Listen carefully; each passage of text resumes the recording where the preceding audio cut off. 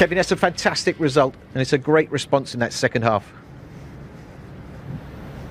Yeah, I think a game of two halves. I think we started well the first 10 minutes, had some control, but you know they're an unbelievable team, and you know they've got the great quality up front. It's a shame about the way that we conceded.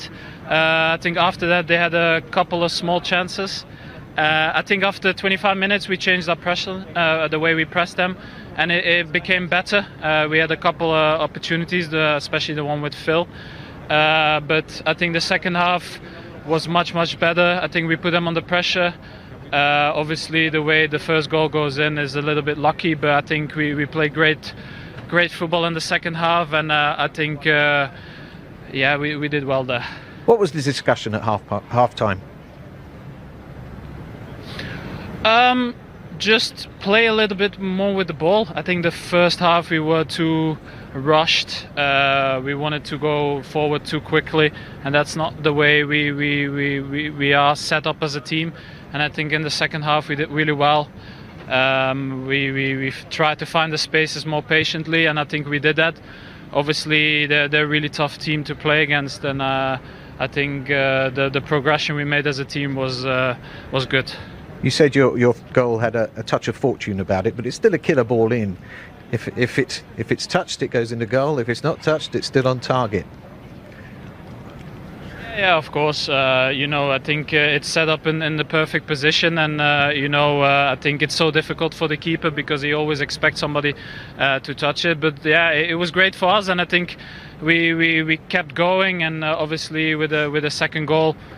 with Riyadh, it's good for us, but it's still a game to go, so we have to concentrate on that. Sure, we were waiting to see you step up for the free kick. Did Riyadh take command? Well, he asked me if he could take it, and I say, if you believe in yourself, take it. You know, I have full confidence in all my team, and you know, he scored the goal, so who am I to say something about that? The manager's been saying a lot in the build-up about enjoying the game, enjoying the experience, embracing the pressure. Did we see that today? There was no panic. Yeah, I think so. You know, obviously we know there's going to be moments in the game where we're going to suffer. The quality at this stage, we know how good they are. So you have to set your mind in that you're going to run hard, have to work hard for the team. And then we know also that we have quality to play good against them. And, you know, that's going to happen in the second game also. Half the job done. Thank you very much. And that's what the case was in the second half. They pressed high up the field and forced more errors and obviously created a few more chances. It's interesting, isn't it? Because in the build-up, we spoke about the big names and the big superstars, and then actually the win comes down to good game management. Well, good game management, good on set pieces. I think, you know, all three goals come from that side as well. So I think City are good when they can get high up the pitch. John made a good point. The fact that City, because PSG had so much of the ball in the first half, City were quite deep, you know, so their number 10s couldn't really get on the ball. Second half was completely different. They penned PSG in, and then all those number 10s controlled the game. And PSG just looked like they ran out of steam, and they were clinical on set pieces. Yeah, City wear you down, they do.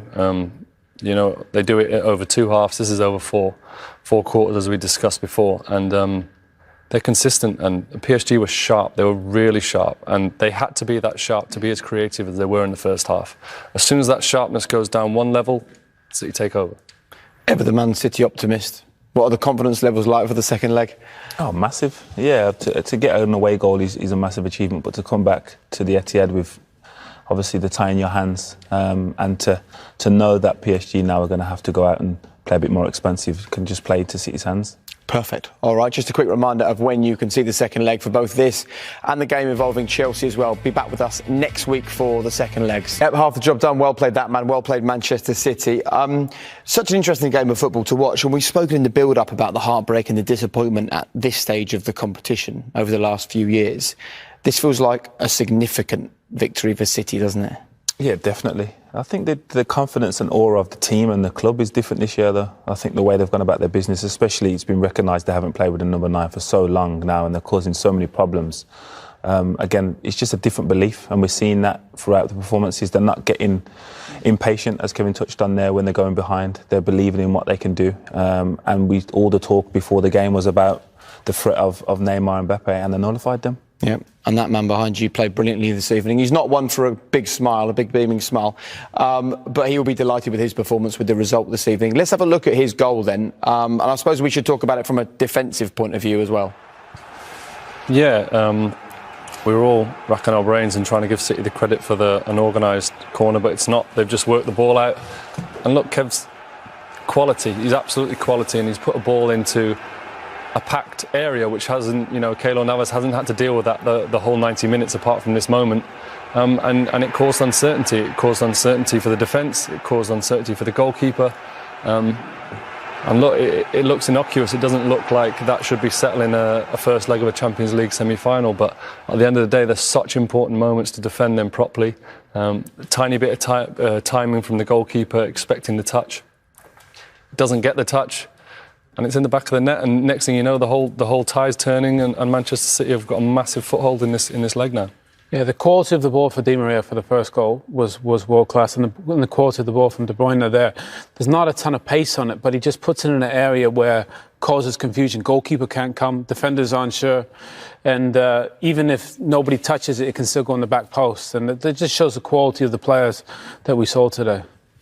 Look, Mauricio Pochettino, the kind of manager he is, he will sit down, he will pore over the game, he will look at the key moments, and one of the key moments, of course, is going to be 2-1. What will he think when he has a look at the defending for the free kick, Julian? Yeah, it's poor, obviously. Your job is to solely block the ball from hitting the target, and they haven't done that. For whatever reason, they've turned their back and it's gone between them.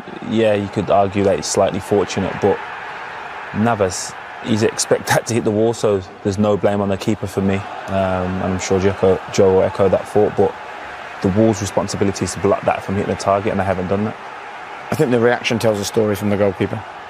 Hey, look, that's a huge moment, and I think everybody knows that in a game where your concentration in open play has to be at such a high level. There's third man runs, there's 1-2s, there's all sorts going on.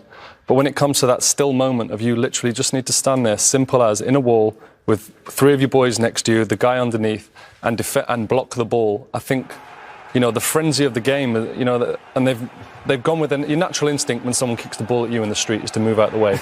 That's just human nature. But you have to fight that when you're out on the pitch. You have to fight that when you're a goalkeeper. You have to fight that when you're in the wall. And they've not done their job there. Simple as that. They've not done their job, and they've lost the game because of it. If a goalkeeper ducks out the way of a football getting kicked at him, he never plays again. We see that from a defender, and next week they line up. Yeah, look, it's not a moment. It's hard because, you understand, like I say, like we're not in the middle of the street, but your instinct is sometimes when you're not concentrating. And I think because of the pressure that City have put on, because of the moments that they've been going through during that game, they've not been able to bring themselves out of that moment and literally just stand in the wall and block the ball. I think the concentration hasn't been there, and therefore they've let their human nature come in, and they've moved out the way of the ball and not stood up for their team. And from a goalkeeper's perspective, I'm sure you've been on the receiving end of a free kick like that goes through a wall. It's just the most frustrating thing, is it? It's almost impossible. I think Navas sets himself up. City have put a fake wall in front of him, so he's already peering for the ball.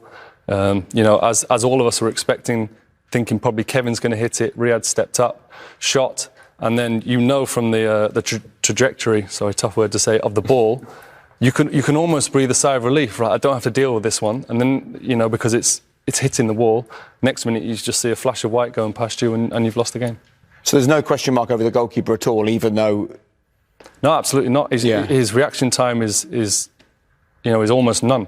And like I say, he would have almost breathed a sigh of relief when he saw the ball leave his foot, and he'd presume it was getting dealt with. It's actually a terrible free kick from Riyad, isn't it? Really? I don't know what he's trying to do. I really don't know what he's gone for, because he's not tried to go over. Exactly. So normally you'd think it's to get it up and over the wall, but the three Man City players in front of the PSG wall probably made it look more intricate than it actually was, and maybe that caused a confusion for PSG and Navas. But really, that ball should never, ever make it all the way to the goal if the wall does its job.